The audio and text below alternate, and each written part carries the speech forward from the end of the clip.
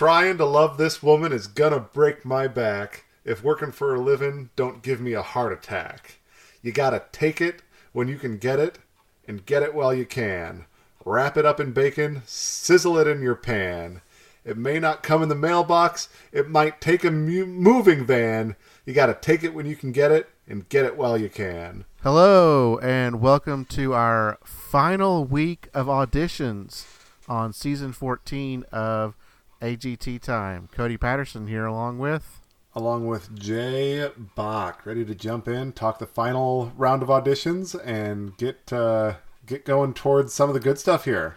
Yeah, so some of this stuff could have been thrown in with the best of, but some of the stuff was not the best of. No. We'll go through and see what maybe you liked and didn't like. Off the top of your head, do you know how many judges, cuts, rounds we're going to have here? Not off the top of my head, but we can probably find out. I think we're getting 4, maybe, because if I remember correctly, there are four guest judges. Yep. Okay. And we can talk about the guest judges here in a little while. So it looks like on the schedule they have 2 of them already scheduled. I bet if we looked a little further, we'd probably see the other 2 scheduled as well.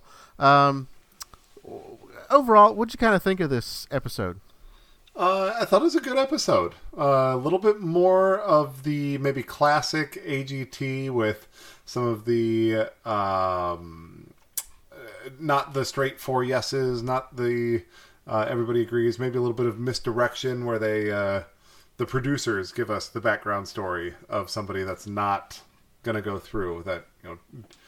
Typically, or the way that they've been doing it all season long, is if you're getting like a picture of you from your childhood before you're on the stage, you're getting 4 yeses. Absolutely. And I'm starting to notice also a trend. I don't know why I didn't catch this earlier, but some people that you wouldn't think would have Twitter accounts all of a sudden look like they have official Twitter accounts. Anything that begins with the word "the" is an official Twitter account, in my opinion. And it seems like they are going to go through, and they're probably in the live show.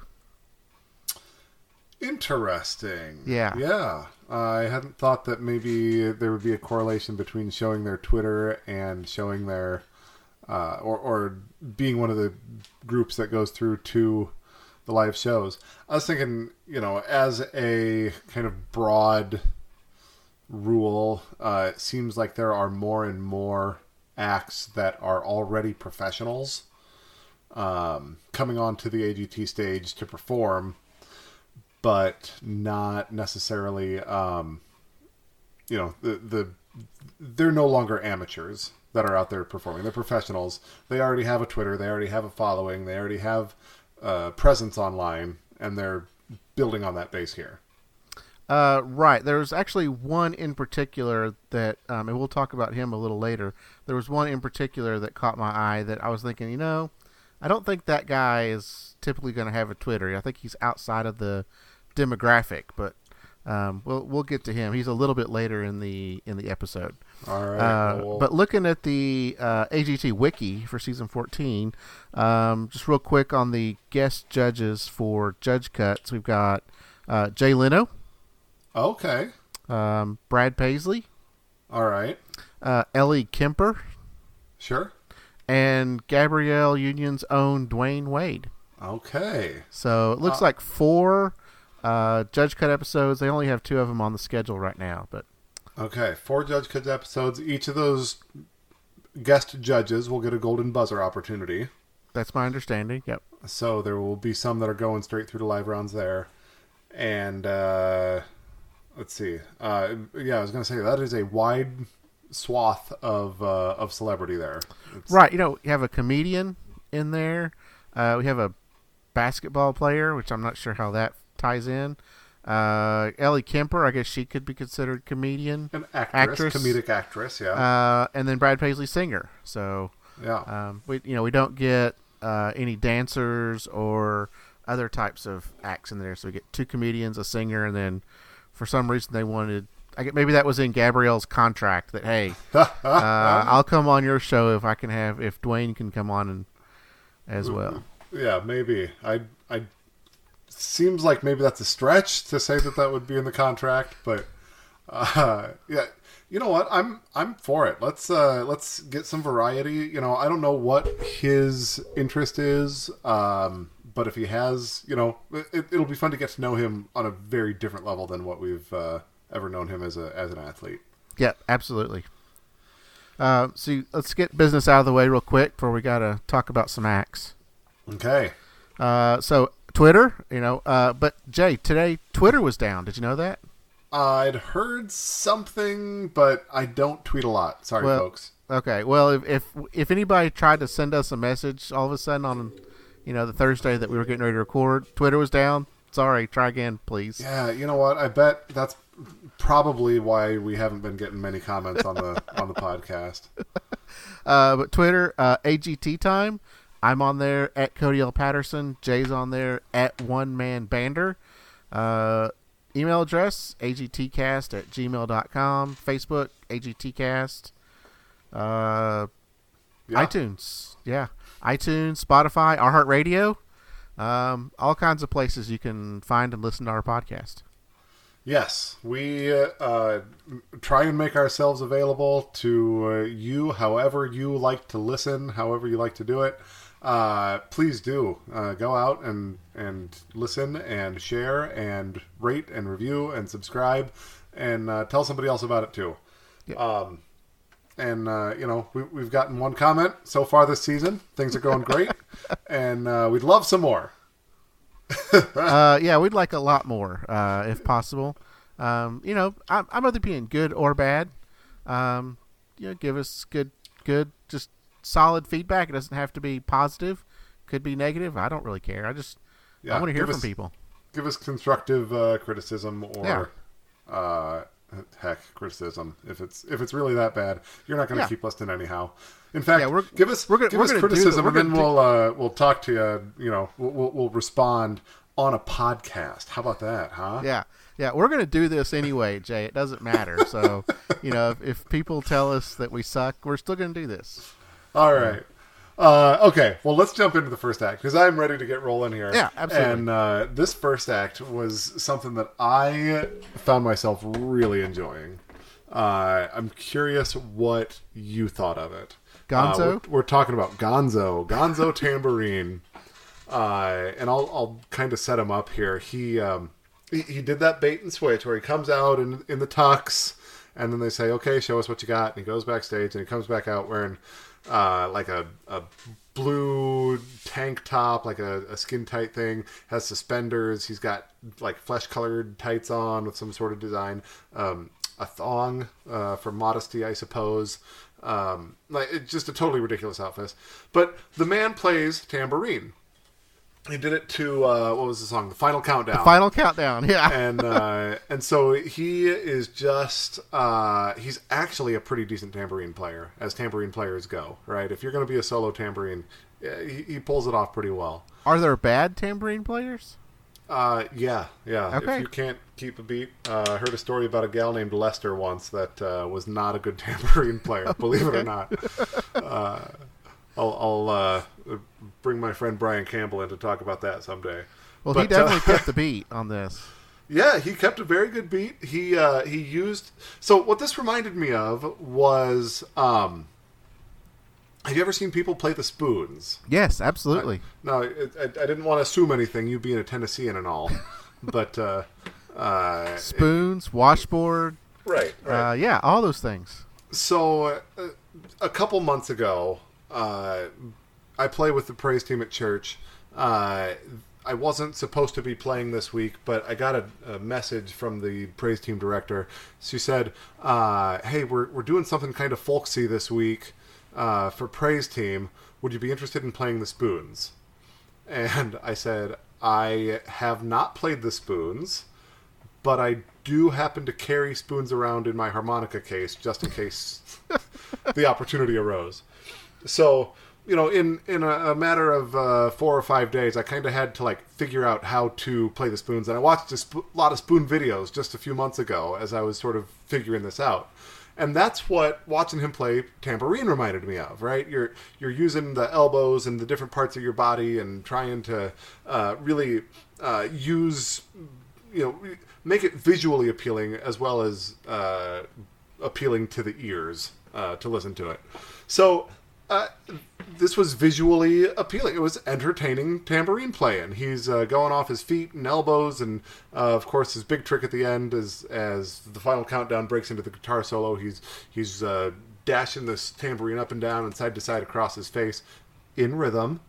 And you know what? I found myself smiling through the whole thing. Good. I'm glad you made that comparison because I didn't even think to make the spoon comparison because, watching videos of people play the spoons is actually kind of hypnotic. It's a little impressive to watch them play. And watching this, I actually thought, I wrote down comedy act. Right. Is it a dance act? Is it a comedy act? Is it a musical act? Yeah. I'm not sure. I know it's not a dog act. Right. But he you know what? He is a triple threat. He's comedy, dance, and music. Boom. So does he, in Judge Cuts, will he do the tambourine again, or does he do something else? He doesn't speak English, so it's hard for him to kind of explain to us what he's doing. Did you catch his Twitter handle? I did not write that down, no. I believe it's at Gonzo Tambourine. Okay, so the tambourine is his instrument. I think that we're going to get more tambourine. Okay. Not more cowbell. You know what? I got a fever, and the only cure is more tambourine. More tambourine, that's right. I love Gonzo Tambourine. I want to see more of him. I really do hope that he makes it through Judge Cuts. One of the things that I like to ask myself, and I like to ask you, is what can he do better? What else can he bring? Well, he'd have to do something. He'd have to do, of course, different song. Maybe Freebird. He's got to do something that's a little bit. I mean, you can't do the full 8 minutes of it, but something that's really got a lot of guitar or a lot of Metallica's One would be a good one. Sure. A lot of big drum solo. Yeah. Something that's got a lot of beats to it. That just has, it's very rhythmic type thing. Yeah. Something of that nature. Again, those two are very long songs, so I don't know why those two came to my mind. Those are both long songs. Yeah. Also, Inagata Devita. Yes. Or So anything that's got a lot of beats to it, he's going to have to do. But he's going to have to go with. He's got to bring the tennis shoes back. I think it was Gabrielle or Julianne that commented on his tennis shoes. I don't remember which one, but bright white tennis shoes. Does he wear the leotard again, or the thong, or does he try different outfits? So, if I'm going to have a primary complaint about Gonzo Tambourine, it is the coming out in the tux and then doing the bait and switch that we've seen 100 times already this season. Yeah. Can he... I don't know what else he has in his bag of tricks. Right? Okay. Like, playing the tambourine with your face once is really cool, but, by the second, third, fourth times he does it, it may wear thin on a lot of the audience. Maybe not as much with me, but I think that a lot of the audience isn't going to have a soft spot for tambourine. You know what? It would be a world changer if he actually won the show. Wow, we're already talking about winning the show, Jay. Mark another one down. I do want to see more of him. I don't think there's any way that he wins, but I want to see more of him. Okay. I guess I didn't get it at first because I had down, is it a comedy act? But, talking through this now, I'm a little intrigued to kind of see what he does, but he's got to pull out some impressive song. Okay. All right. Yeah. Do something impressive with the tambourine. Absolutely. I agree. Yep. The second act, you want to tell us about Olivia Calderon? Yeah. So Olivia, who's a detention officer in the Tempe, Arizona. Sounds right. I didn't take down her location. I put down her age, 47 years old. Okay. But she's a detention officer. She's a singer. And this was a little impressive. She sang My Way in Spanish, which is A mi manera. Very good. Yeah. What were your impressions of Olivia? You know, I like. I'm not big on singers, but I do like when foreign singers come and sing American songs in another language. Okay. It's different. I know we have a lot of people out there that can do it, but for America's Got Talent, it is something different that we normally don't see. So it's just something that gets me a little excited. I paid a little bit more attention to this. She has great vocal range. She hit every note. She added her own kind of twist to it. I actually enjoyed this. Yeah, I think she stands out from the pack of singers. Yes. In that she is a little bit older. She is Hispanic. She's singing in Spanish. She brings. I think Simon said you have a drama about you when she performs. She has a passion. She sang beautifully, and it brings variety. It makes the whole show better when you have variety. Yep. I want to keep her, keep bringing like some real emotions to your songs. For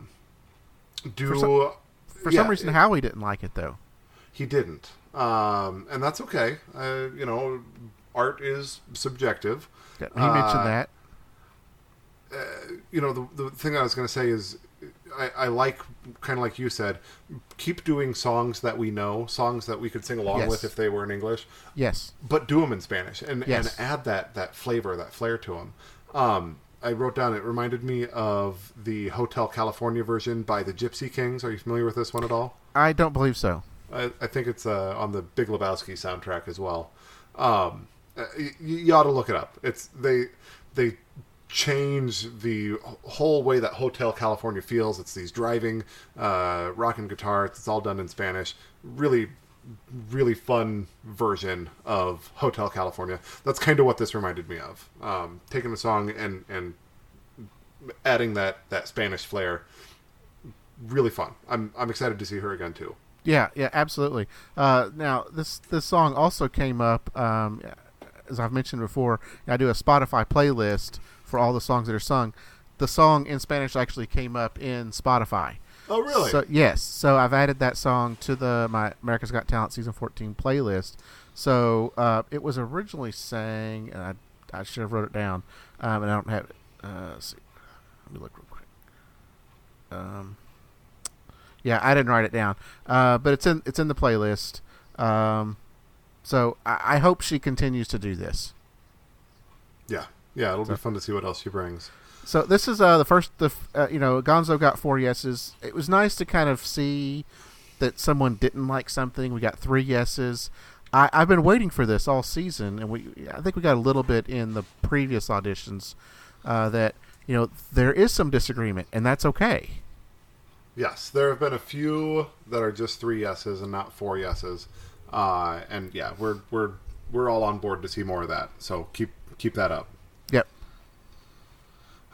Third act that we got to see was Marco and Eliza, kind of an acro balance group. They performed to a song called "Kiss Me" by Sixpence None the Richer. This is a song that's just brings me back to my high school days. Like, it's one that like I listened to a lot of like Christian CCM music as in the 90s. And this was one that like crossed over into mainstream, and it seemed like it was just all over the place. But so they do this. The song is "Kiss Me," and so they kiss through their entire routine. And while they're picking each other up and spinning and twisting and laying and standing the entire time, lips to lips. I mean, it was an acrobatic act. It was an acrobatic act, and they ramped it up, right? They did something we haven't seen before. So we didn't get to see any votes. It seems like the girls were for it, and the gentlemen were maybe less interested. Howie and Simon voted for it at least, Gabrielle and Julianne, I think, made an argument about it. But I smiled through it. I enjoyed it. Might have just been the nostalgia from the high school days. Might have been, maybe a little bit more like just appreciating that they took something that we've seen and ramped it up, did something different. I thought it was kind of fun. Yeah, I kind of felt the same way Simon did. He said, I found that quite uncomfortable. And I was a little uncomfortable. I found it a little awkward. Their acrobatics were impressive. Hand balancing and contortionism, they did all that while keeping their lips locked. I think that's impressive. But it still felt a little awkward. Okay. All right. So I was in the same camp as Simon and Howie in this. Fair enough. Okay. Next act, similar to Marco and Eliza, in fact, was Ludivine and Nicolas. They call themselves Duel Maintenant. I'm not a French speaker, and I probably murdered that. So it sounds right to me. Sounds like how they said it. They came out. I noticed they were barefoot, and I thought, oh boy, are we going to see some contemporary dance? Nope. No, we saw the good version of what Marco and Eliza did. Yeah. No, I guess kind of like Gonzo Tambourine, and this is the only similarity between them and Gonzo Tambourine.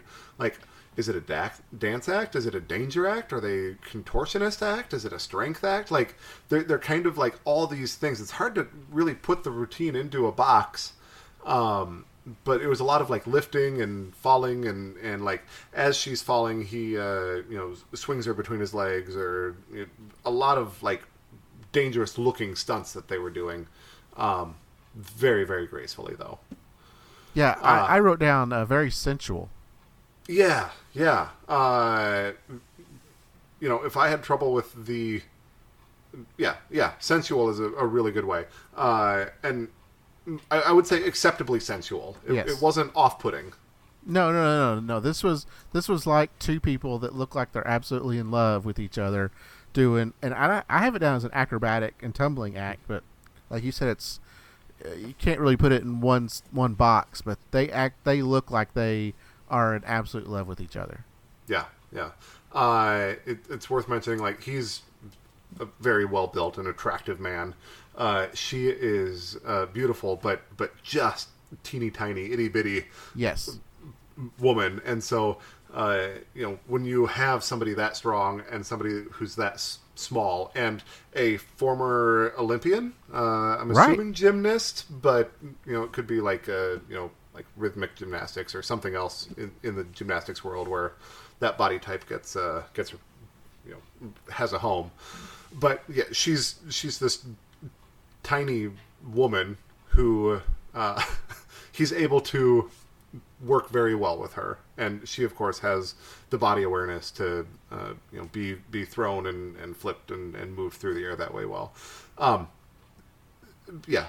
Judges called him Simon said perfection. Julianne said the best acrobatic act I've seen, blown away. Gabrielle said she's going to start stretching and see if she can get her husband to work with her on this kind of thing. But said it was seamless, beautiful, powerful. Howie said perfect, sensual, and dangerous. And I thought that sensual and dangerous was a really great way to explain this. I loved it. I'm sure we'll see more of them. Oh, I loved it too. I thought this was fantastic.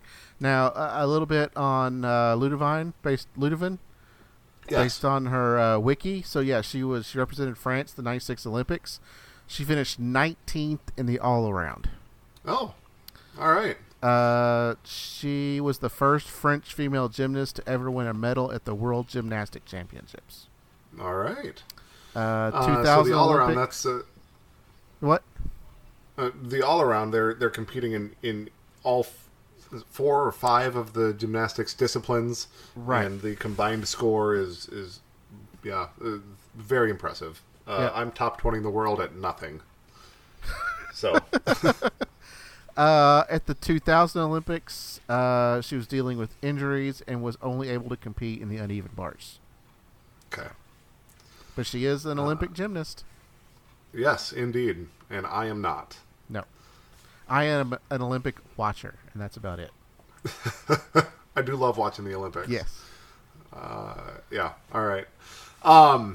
Next act of the night, we're kind of going up and down and up and down here. We got a gentleman who calls himself Raed, R-A''ED. Yes. And we get his whole backstory here.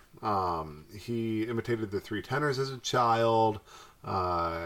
He, alludes that he's a singer. He alludes to something that he does that others may not be able to do. So he's leaving a little bit curious what's going to happen here. Tells the judges he's going to sing an original song called Celebration. And, of course, I guess worth mentioning that he does come out on stage wearing a gold cape and platform boots and very, what do I want to say?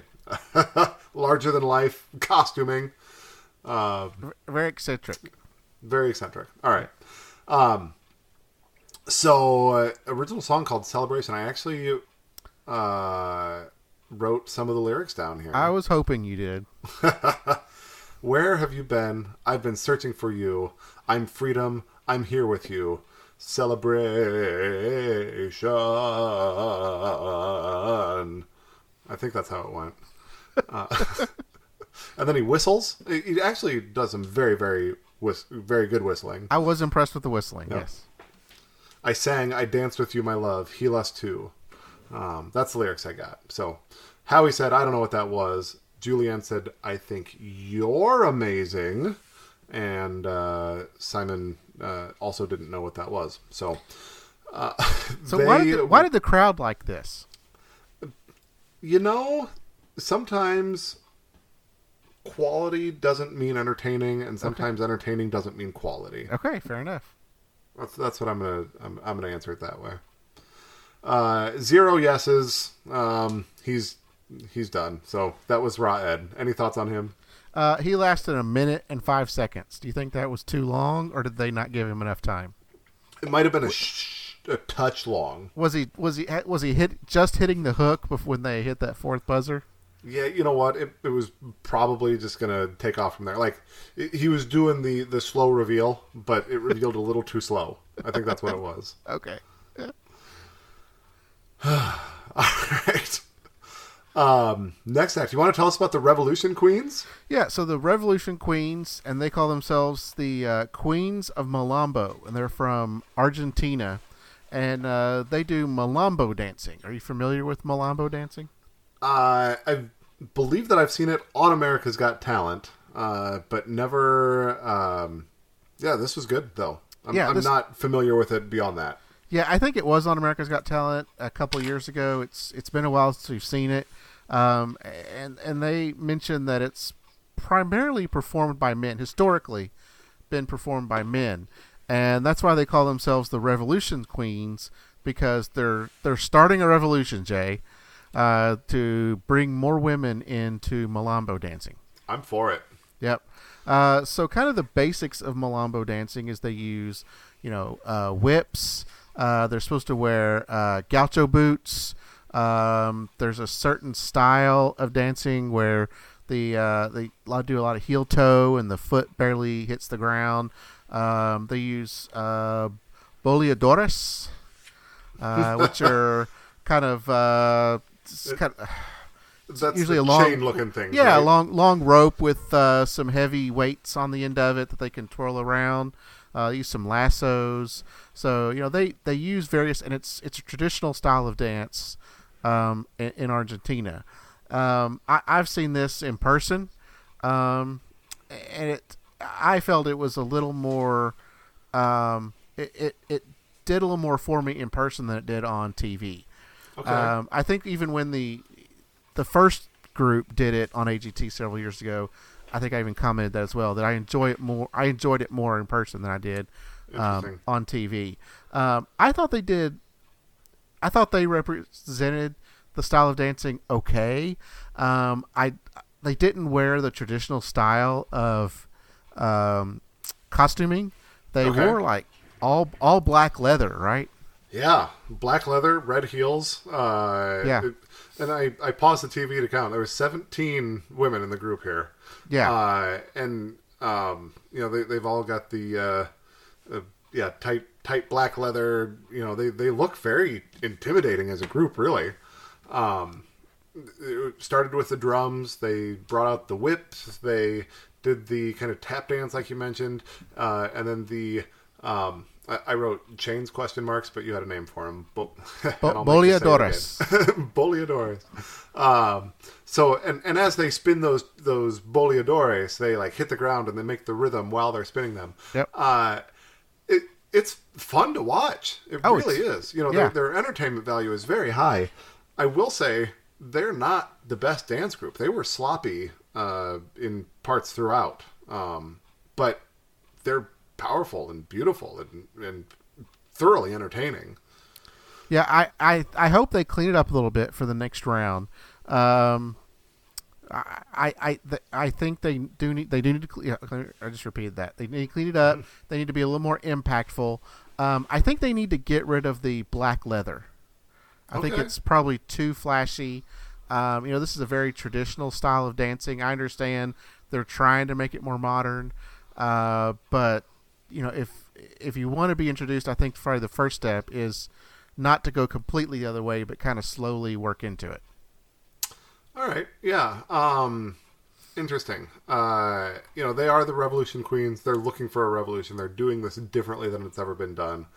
That might be part of it, but I don't know that I would change the costuming, but they got to tighten it up. Yeah. Yep. Absolutely. All right. The next act was the Sentimentalists, and these guys sound right up your alley. Steffi K and a gentleman who calls himself Mysterion. Yeah, first he needs to change that name. Okay. That sounds like a very classic movie sci-fi scientist type guy. Mysterion. A little bit silly, yeah. Steffi K, I did like their outfits, though. Okay. Kind of mid-20th century style. But yes, these are the clairvoyant wannabes. Yes, right down to the name. Yes.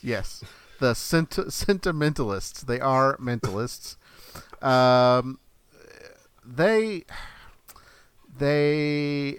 they did a trick where they had the audience as well as the judges draw an image on a sheet of paper.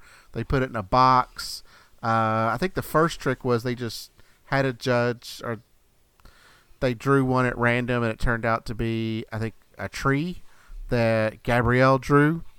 Correct. And my first thought when they did this trick was it felt weird. It felt like it was too easy. I'm going to start comparing them to clairvoyants because I think the clairvoyants are the best I've ever seen do this. It is kind of a one-to-one comparison. It's not apples and oranges. No. So when the clairvoyants did it, felt more natural. You want them. His name is Mysterion. You want the mystery to be there. It was almost like she just said, "Oh, tree," and not, "Hey, I'm feeling something. I think it's maybe some sort of plant." You want them to make it sound like they're trying to figure out what it is. It's hazy, it's fuzzy, and then they're piecing things together in their brain to then come out with what the image was. Yeah. The second trick, very similar to that one, was they had Terry go into one of these wind machines. Yep. Kind of what, like you'd see at a fair or where they put money in, you try to grab money. But they put those same images in there and had Terry grab one out and basically did the same trick. It still felt weird. The way that she was mentalizing, is that even a word? Seeing things in her mind, seeing these images in her mind, it didn't seem like they were as cohesive. Tommy and Amelie, they were almost like in their own brains together. They knew what each other was thinking. Their act was so well rehearsed, so well put together.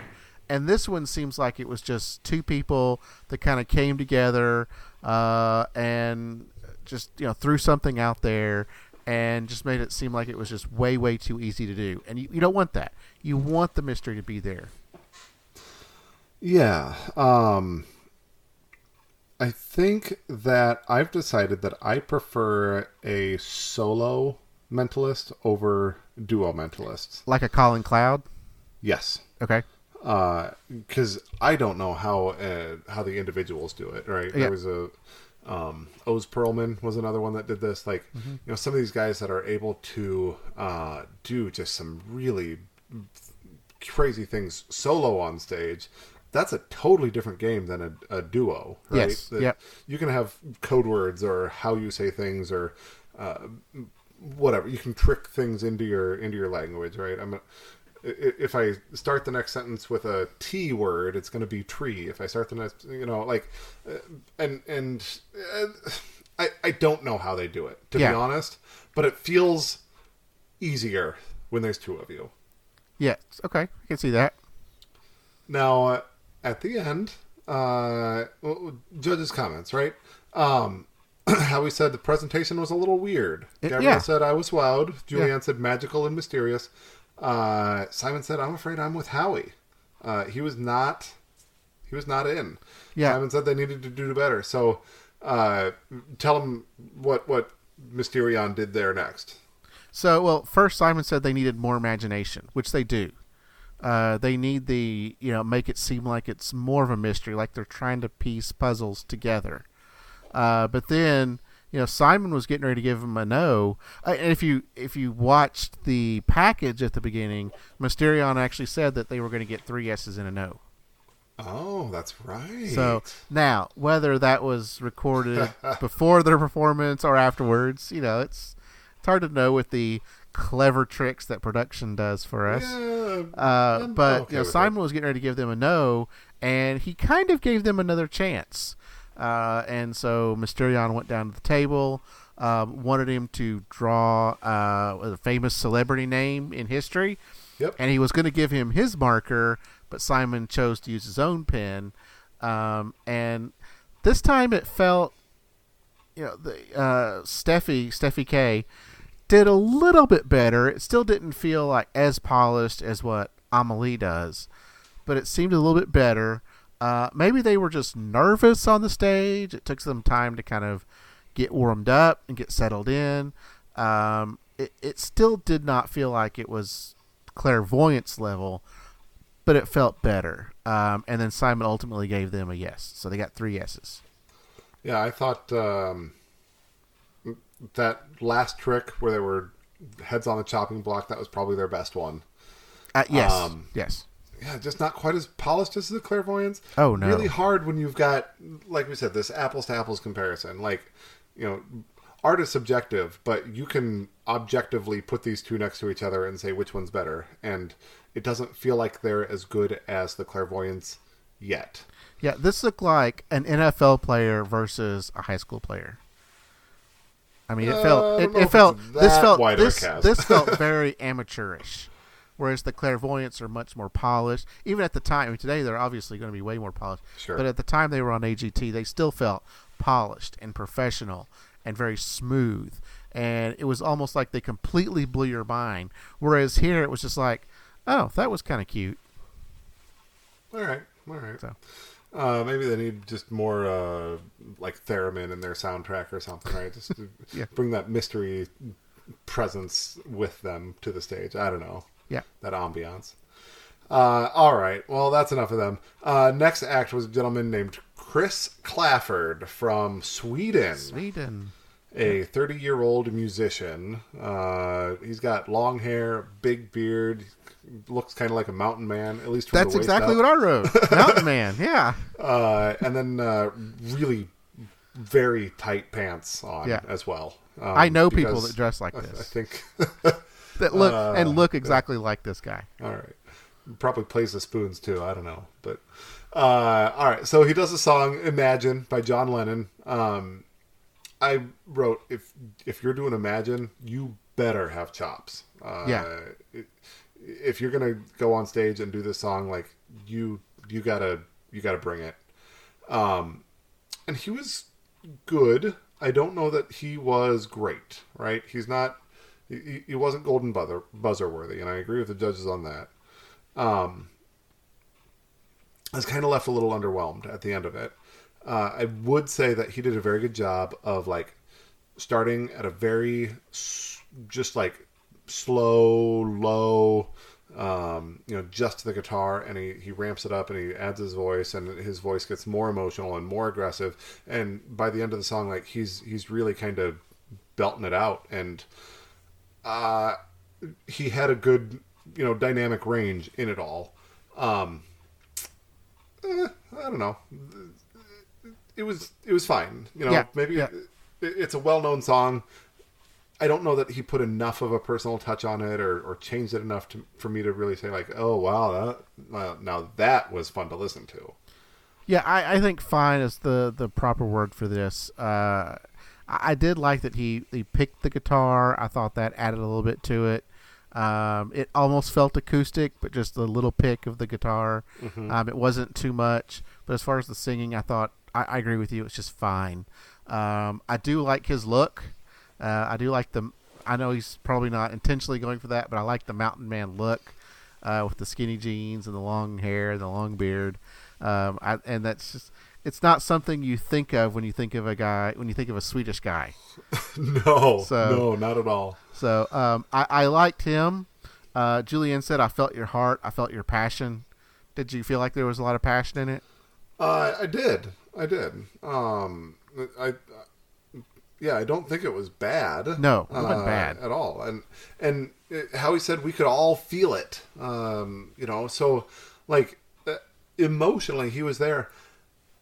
I think same guy, same stage, different song selection. I might have been more on board. I didn't maybe love the song selection. Yeah. Does he do more of these slow type songs, or you think he kind of picks it up and does something else?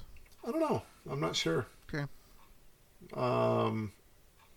Maybe it's all Beatles covers. I don't know. Or that'd be great. Formerly Beatles. I don't know. He's a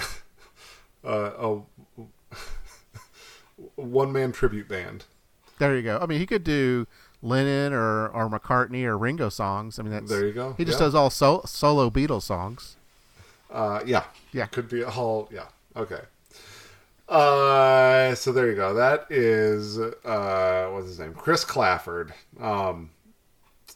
Man, those were some tight pants. That's what I got to say about Chris. Next guy was Matthew Richardson. Yes. A 33-year-old from Savannah, Georgia. He comes out after his intro package. He's wearing silver body paint and glitter and sequins, and you cannot miss him. His act was I don't know if there's a name for it. There must be. The big, 6-foot diameter metal ring that you spin around in and twist around in, and cartwheels and that sort of stuff. He also did, I guess, some acrobatics, as it was hanging from the ceiling in the hoop. I don't know that I've seen... I don't know that I saw tricks from him that we haven't seen before. And I did write down, I'll say it, that he performed to the song Memories from Cats. Oh, I didn't catch that. But, so I don't know that the tricks were things that we haven't seen, but what Howie said, I agree with. You did it faster and with more agility and athleticism and grace. And with more grace. And so, if you're going to do it, you got to be the best at it. And he may be one of the best. I found it thoroughly entertaining. I do love a good variety act. I don't know that this one tops my list of the variety suit. Yeah, and I didn't watch a whole lot of this one. I was actually getting bored very early on in his performance because it's we've seen this type of act before. I didn't think there was much more that he could add to it, so I just really didn't even pay a whole lot of attention to his performance at all. All right, well, let's move on to Robert Findlay then. 65-year-old gentleman from Winsboro, Louisiana. In his package, we learned that he joined the military at 19. He was in the Vietnam War. He came back, raised a family, and 4 years ago lost his vision due to glaucoma. He does an original song for us. What did you think of Robert Finley? So this is the one I was talking about earlier, where he has the Twitter at the Robert Finley.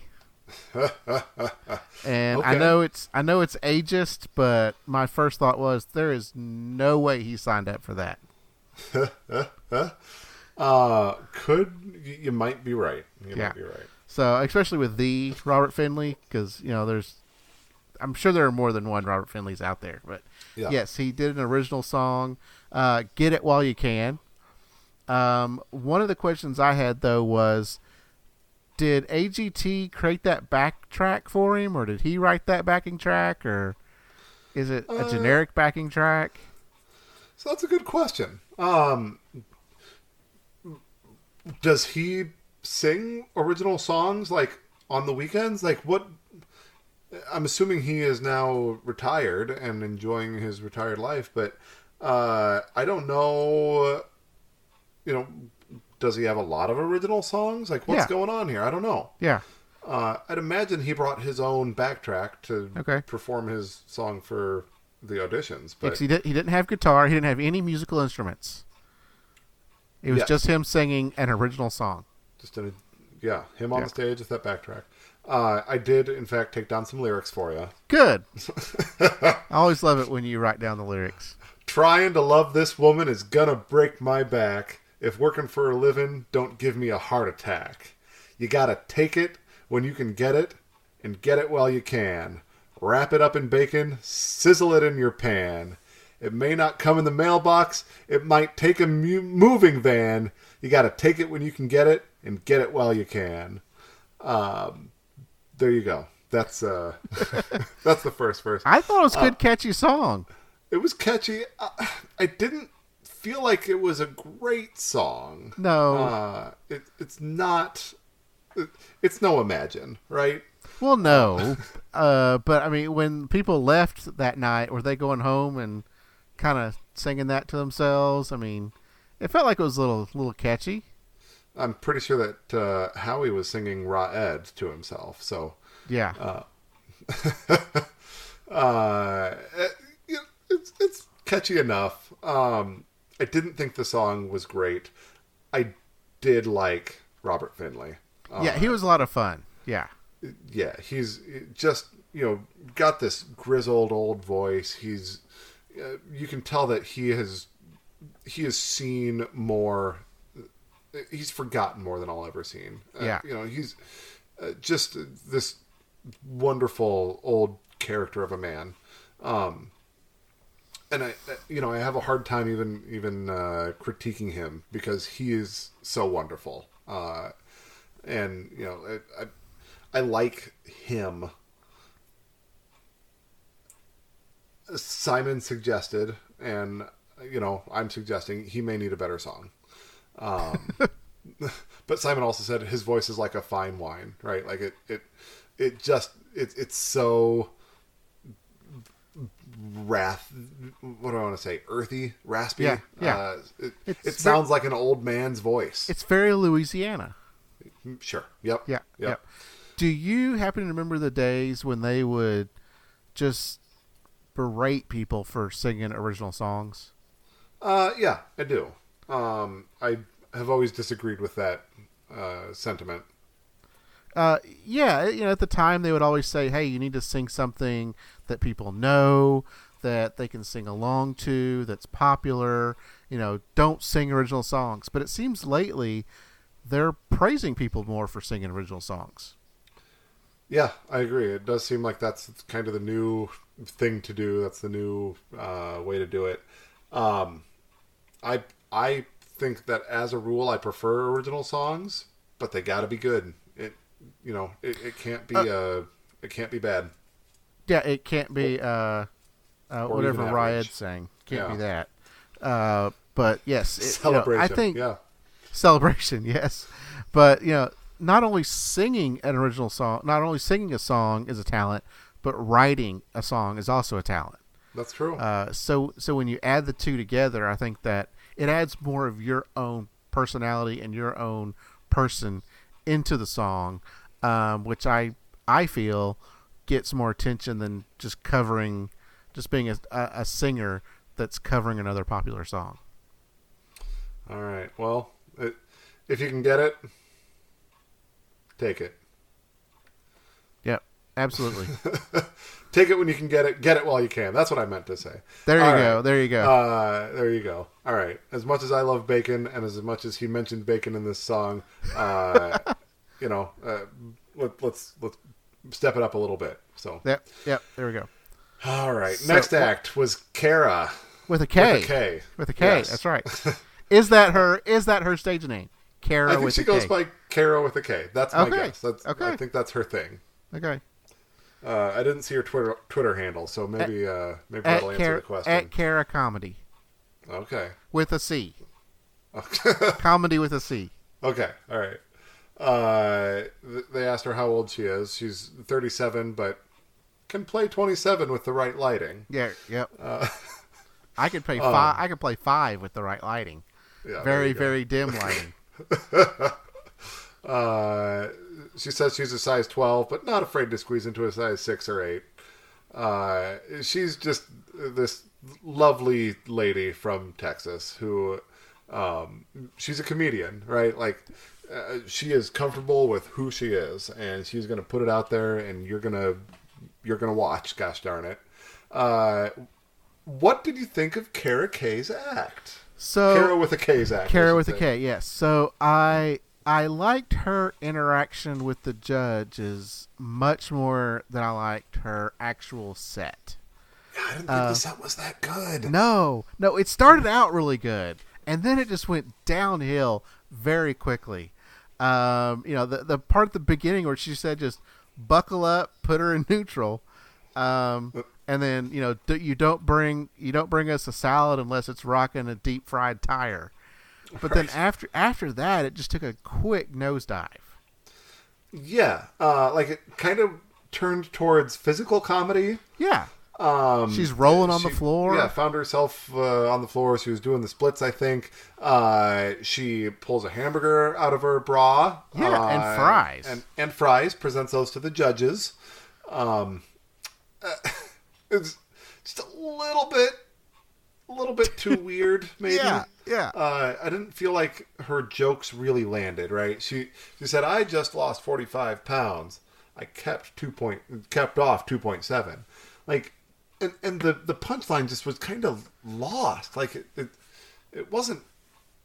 Yeah, I thought when the punchline on that was, I thought the 2.7 was time. Like, 2.7 what? Minutes, seconds, hours, day? I was like, no, I didn't get it. I lost 45 pounds. I gained 42.3 back. Okay. Yeah, it's. I don't know if she just got nervous or if this is her set, but I thought her interaction was much, much better. Yes. I thought that her banter with the judges was great. And we've said that how many times about how many comedians, right? Like, when they're bantering with the judges, that's where we see a lot of their best stuff. She reminded me a lot of, I didn't write her name down, Trailer Nasty. Oh yeah, Vicky Barbalack. Vicky Barbalack, thank you. That's that same kind of style, right? But Vicky was actually good. I never really loved Vicky. Okay. I'll be honest. Yeah, I thought she might be the new Vicky Barbalack, a little bit younger, a little bit prettier. But you know what? I like her confidence. I like her style. She has great banter with the judges. I didn't love the material. Howie said she was like a hilarious buffet. Gabrielle said, more please. Absolutely love you. Julianne said, you're honest and true, self-deprecating, but also empowering. And I really liked that comment. Simon called her the Dolly Parton of comedy. I wondered why they were playing 9 to 5 during her package. Sure. I didn't get it. And then, was it Howie said the buffet? Yeah, she had a little bit of everything, and none of it was good. Right. So yeah, that's Kara with a K.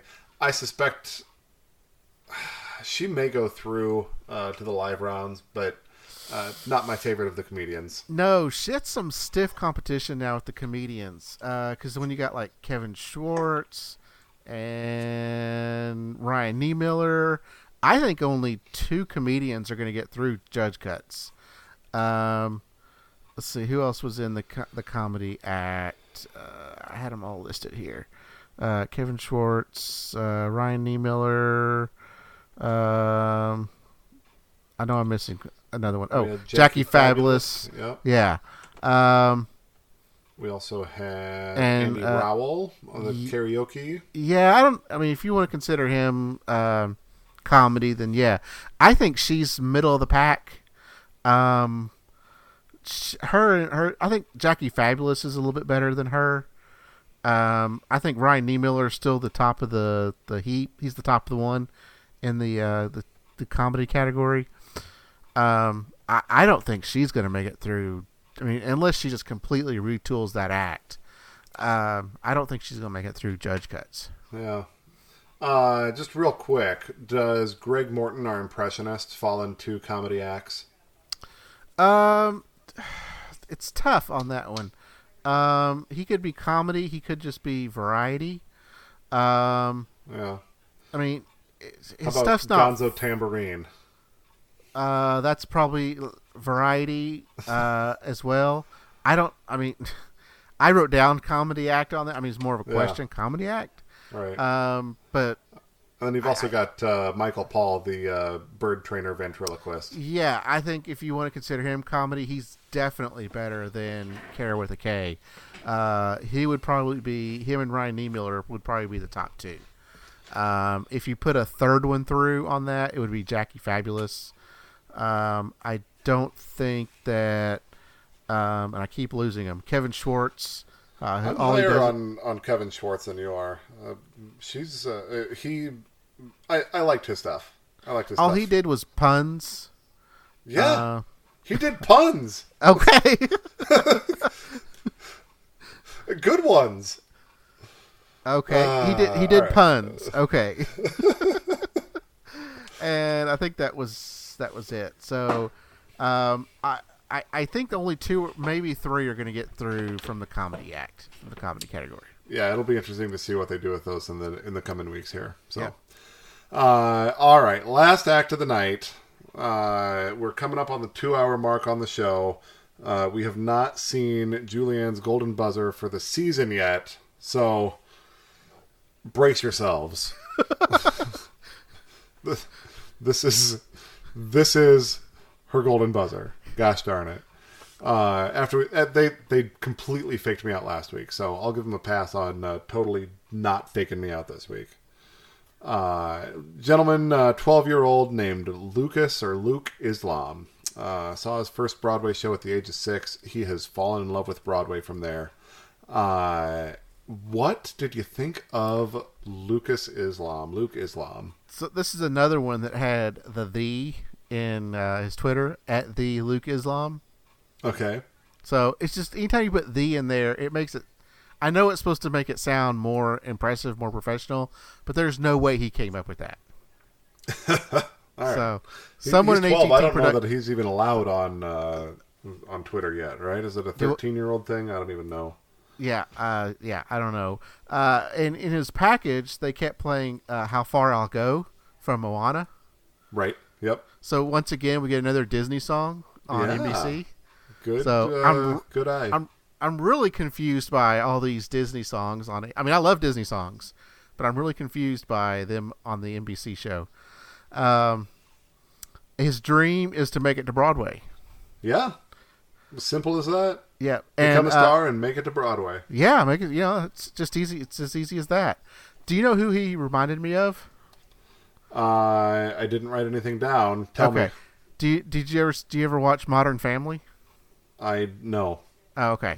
There's a character on there, Manny. Okay. He looks exactly like Manny from Modern Family. All right. Okay. So, just thought I'd throw that out there. That's who I thought it was when he first came on. I was like, Why is Manny from Modern Family auditioning on America's Got Talent? I thought that's really weird.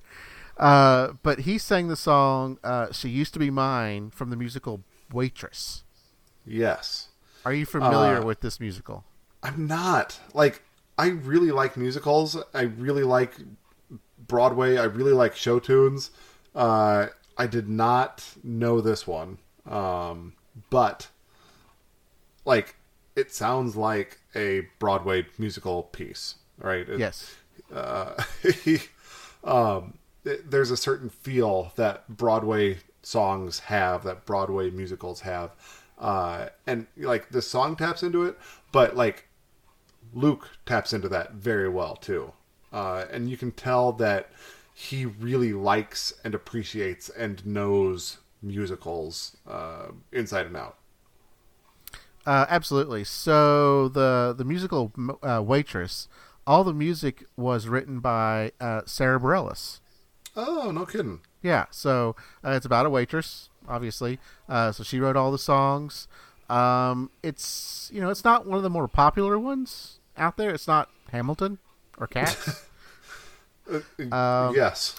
They've been nominated for a lot of awards, Tonys, and they were nominated for a Grammy. They won Outstanding Featured Actor in a Musical for the Outer Critics Circle Award. And the Outstanding Featured Actor in a Musical on the Drama Desk Award. Okay. So they are a winning Broadway musical. Multi-award winning musical. So there you go. So yes, you know what? This is our golden buzzer, Jay. This is the golden buzzer. Yeah. He, like, the genre aside, like, he has a beautiful tenor voice. Yep. He's very clean, very, very clean. Just a joy to listen to. He owns the genre, right? Like, this couldn't be cheesier if there was nacho cheese dripping off his face. Like, that's just the style that it is. But he buys into it, hook, line, and sinker. We've had a variety of styles on the show. I don't know that we've had, like, a honest to goodness, like, Broadway singer bringing these shows or bringing these tunes. So I like it. I like it as another option. He's, like I said, very good, very easy to listen to. I don't know that he's golden buzzer worthy, but I am looking forward to seeing him again. Yeah, he is a good singer. I don't think he's golden buzzer worthy. It was almost like Julianne just got excited and wanted to use the golden buzzer. Maybe she's one of the first ones to do it, or it got down to the end and she hadn't used it yet, and she needed to just. It was one of the last acts that performed. Right. So. And boy, it would really take away the TV moment for them to do it where they, at judges' cuts, like, on this episode, one of you is a golden buzzer. We've decided it, and we're gonna, at the beginning of the show or somewhere in the middle, give you that golden buzzer moment. Like, it'd be nice if the judges were able to see more acts before they give their golden buzzer, and through the magic of television and production, maybe they do. I don't know, but yeah, I'm not sure that he was among the best that we've seen. Thoroughly enjoyable though. I really enjoyed him. Yeah, it's really hard to do these golden buzzers, and we'll talk more about it when we get to judge cuts too, because that's when I really started tracking the average.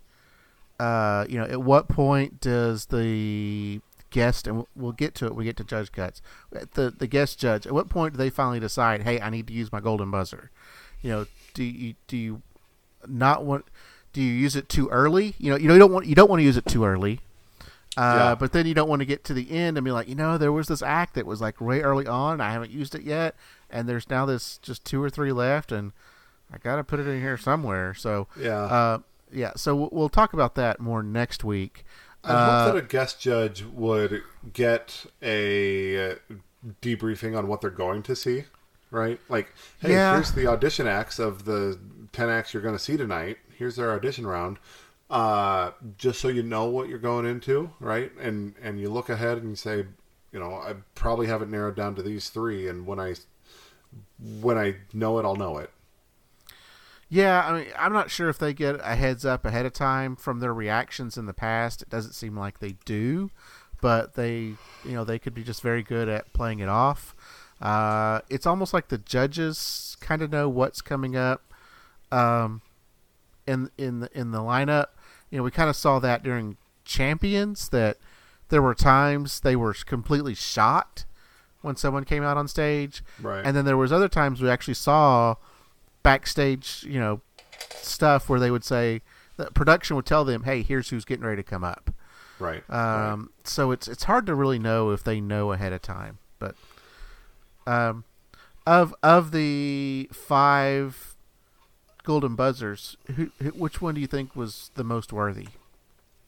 Let me pull up my spreadsheet here. So we had Luke Islam, we had Cody Lee, who was Gabrielle's. Yep. And I think I may have these out of order. Blind autistic singer. Yeah, Joseph Allen, who was Howie's, and Tyler, which was the Simon's. Violinist. Yep. Yep, and then we had the Detroit Youth Choir, which is Terry's. Ooh. The best of those, singer, violinist, choir. No variety or danger acts or comedians. No. The one that I'm most looking forward to seeing again is probably Cody Lee. I would agree. It's Cody Lee. Yeah, it is. Yeah.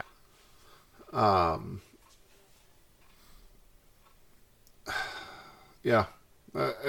He's the one that I'm most looking forward to seeing again. Joseph Allen, just kind of, again, the comparing it to what we're up against, next to him. I didn't care for his style of music. It's not something that I find myself seeking out anyhow. Tyler Butler Figueroa was that 11-year-old violinist. Really likable character.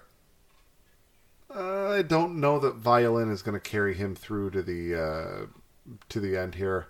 Detroit Youth Choir, you and I talked about it. Not even the best of the youth choirs. So hard to say that they're number one. Although I do not fault Terry Crews even a bit for making that his golden buzzer, given his story and his background. So yeah, Cody Lee's my number one. Yeah, I would completely agree with that. The same.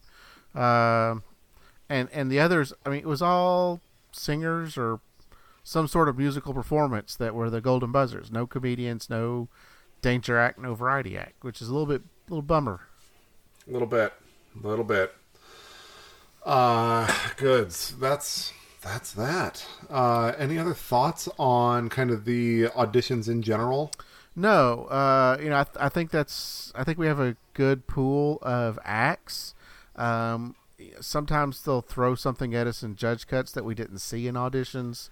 I was a little bummed early on where we were getting nothing but yeses, but it seemed like as the week's production I think they pushed more of those weird danger stuff more to the back half. Yeah. I kind of get it. They're, any new viewers, they're trying to get the feel good stuff in for the new viewers to keep them attractive. They keep throwing junk in there, then it may turn people off. Yeah, But those of us that have been watching, we like the junk.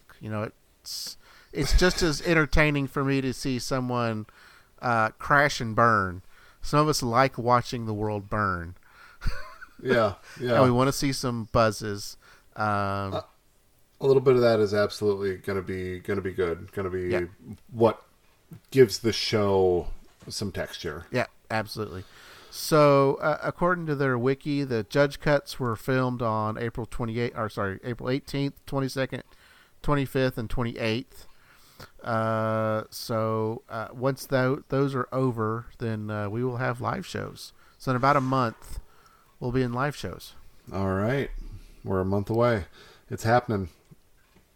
There are about... Well, I am going to say this. You mentioned that sometimes they throw some extra acts into those judge cut rounds or whatever, things that we didn't get exposure to in the auditions.